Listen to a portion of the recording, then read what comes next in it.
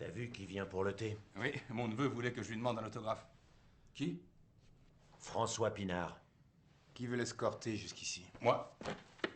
Eh, Hendrik, pas d'autographe, d'accord? Je connais mon boulot, d'accord? C'est qui ce François Pinard? T'es pas sérieux? C'est le capitaine des Springboks. Moi, je préfère le foot. Tu sais ce qu'on dit à propos du foot? Que c'est un sport de gentlemen joué par des voyous. Et à l'inverse, le rugby est un sport de voyous joué par des gentlemen. Oui, j'ai déjà entendu ça. Ça m'a déjà pas fait rire la première fois. Je peux vous poser une question, lieutenant? Oui, bien sûr. Comment est-il? Quand j'étais avec l'ancien président, il fallait que je sois invisible. Ce président a découvert que j'aimais les caramels anglais et il m'en a rapporté de sa visite en Angleterre. Avec lui, personne n'est invisible. Vous attendez là. Une assistante viendra vous chercher. Les toilettes, c'est la porte qui est là. Entendu, merci. Quelles sont nos chances pour la Coupe du Monde? Très franchement. On fera de notre mieux. Ça, je vous le garantis.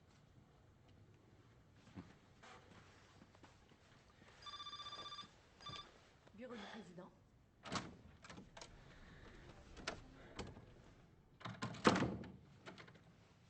Alors, comment est-il? Eh bien, il est moins grand qu'à la télé. Et on n'a pas l'ombre d'une chance pour la Coupe du Monde.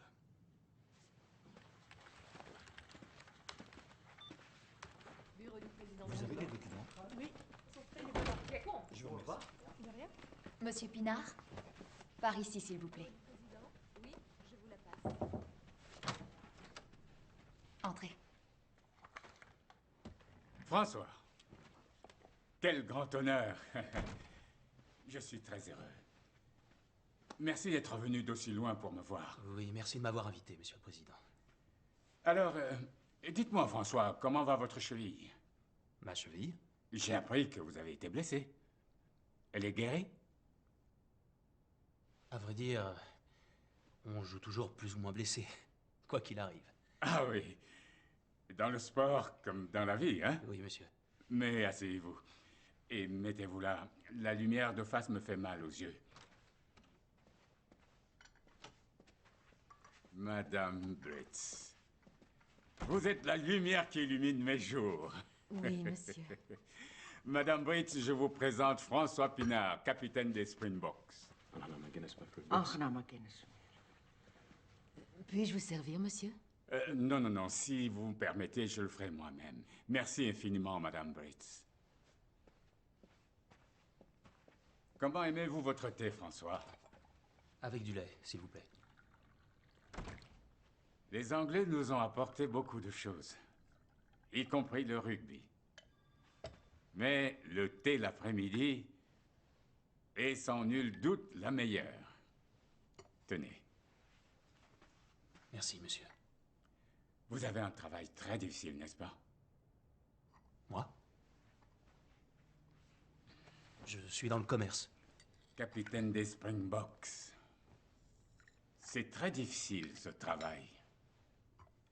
Pas autant que le vôtre, monsieur le président. Oui, mais personne n'essaie de m'arracher la tête quand je fais le mien. Oui, monsieur. Dites-moi, François, quelle est votre philosophie en tant que leader? Comment emmenez-vous votre équipe à faire de son mieux? Par l'exemple. J'ai toujours dirigé en montrant l'exemple, monsieur. Oh, c'est bien. C'est ce qu'il faut faire. Mais comment les amener à faire mieux que ce qu'ils croient être capables de faire? Ça, c'est très difficile, je trouve. Par l'inspiration, peut-être. Comment peut-on être inspiré et poussé vers l'excellence quand on n'a pas d'autre choix? Comment peut-on stimuler tout ce qui nous entoure? J'ai tendance à penser que c'est en puisant dans le travail des autres. Sur Robben Island, quand les choses allaient très mal, j'ai trouvé l'inspiration dans un poème. Un poème? Oui, de l'époque victorienne. Que des mots. Mais ils m'ont permis de rester debout quand ma seule envie était de me coucher.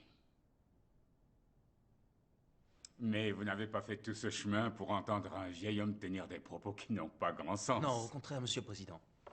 Ça a beaucoup de sens pour moi. Le jour d'un grand match international, dans le car qui nous conduit au stade, personne ne parle. Ah oui. Tous les joueurs se préparent. Oui. Mais quand je nous estime prêts, je demande au chauffeur de mettre une chanson. Une que j'ai choisie, que l'on connaît tous. On écoute les paroles tous ensemble. Et ça nous aide. Je me souviens lorsque j'ai été invité en 92 aux Jeux Olympiques de Barcelone. Tous les spectateurs dans le stade m'ont salué avec un chant. À l'époque, l'avenir, notre avenir, semblait très sombre. Mais écouter ce chant avec les voix de milliers de personnes venues du monde entier m'a rendu fier d'être sud-africain. Cela m'a donné l'envie de rentrer chez moi et mieux faire. Cela m'a permis d'exiger beaucoup plus de moi-même. Puis-je savoir quel était ce chant, monsieur? Eh bien, c'était Nkosi Sikelele Africa. Un chant des plus exaltants. Nous avons besoin d'inspiration, François. Parce que si nous voulons bâtir notre nation, nous allons tous devoir dépasser nos propres attentes.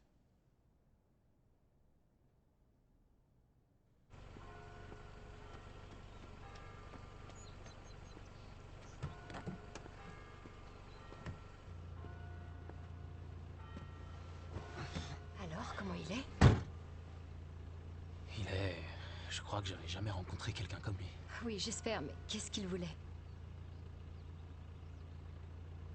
De quoi est-ce qu'il a parlé? Il a parlé de rugby? De quoi il t'a parlé? François, j'ai l'impression de parler à un mur. Qu'est-ce qu'il t'a dit?